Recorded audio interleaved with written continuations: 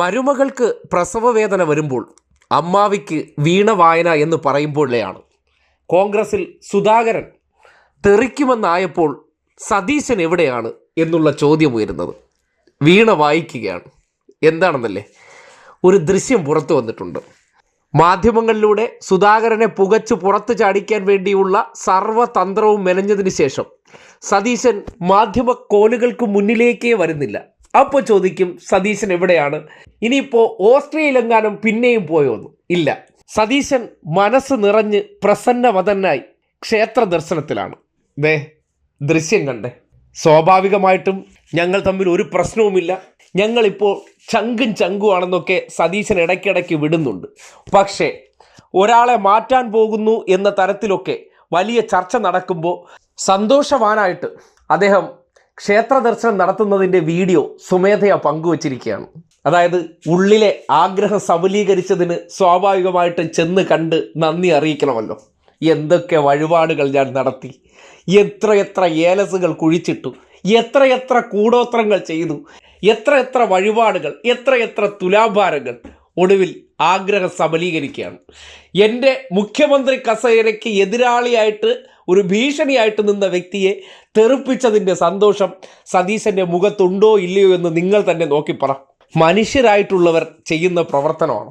അതായത് സ്വന്തം പാർട്ടിയിലെ KPCC പ്രസിഡന്റ് എനിക്ക് സ്വന്തം ജ്യേഷ്ഠനെ പോലെയാണ്. ഈ അടുത്ത കാലത്ത് രണ്ടുപേരും കയ്യിൽ പിടിച്ച് വധൂവരന്മാരെ പോലെ നടക്കുന്ന വീഡിയോ ദൃശ്യങ്ങളൊക്കെ നമ്മൾ കണ്ടതാണ്.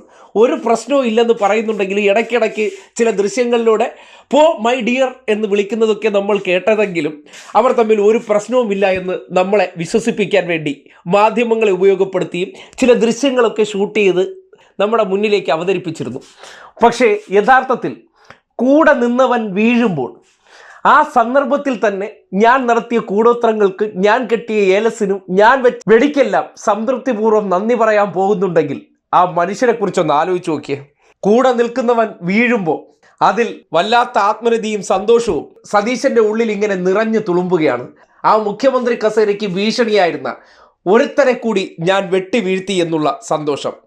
ആ വീഡിയോയ്ക്കൊപ്പം അദ്ദേഹം പങ്കുവച്ചിരിക്കുന്ന ക്യാപ്ഷൻ ഇങ്ങനെയാണ്: മള്ളിയൂർ ക്ഷേത്രത്തിൽ നടന്ന ഉപനയന ചടങ്ങിൽ അദ്ദേഹം പങ്കെടുത്തു എന്ന നിലയ്ക്കൊക്കെയാണ് അറിയിക്കുന്നത്. നേരത്തെ തന്നെ ഇതുപോലെ മാധ്യമങ്ങളിലൂടെ തന്നെ അദ്ദേഹം മാരാമൺ കൺവെൻഷനിൽ പങ്കെടുക്കുമെന്നൊക്കെ ഒരു വാർത്ത പുറത്തു വന്നത് ഇതുപോലെ PR വർക്കായിരുന്നു. ഇത് അങ്ങോട്ട് വിളിച്ചിട്ട് ഞാൻ വരുന്നുണ്ട്, അവിടെ ഉപനയനം നടക്കുകയല്ലേ, എന്നെ കൂടി പങ്കെടുപ്പിക്കൂ എന്ന രീതിയിൽ പോയി അദ്ദേഹം അവിടെ തുലാഭാരം നടത്തി ഏലസ് കെട്ടി മുഖ്യമന്ത്രി കസേര കിട്ടാൻ വേണ്ടിയുള്ള 2 കൂടോത്ര തകിടുകളുമായിട്ടാണ് പുറത്തിറങ്ങിയതെന്നാണ് കോൺഗ്രസ്സുകാരുടെ അടക്കം പറച്ചിൽ.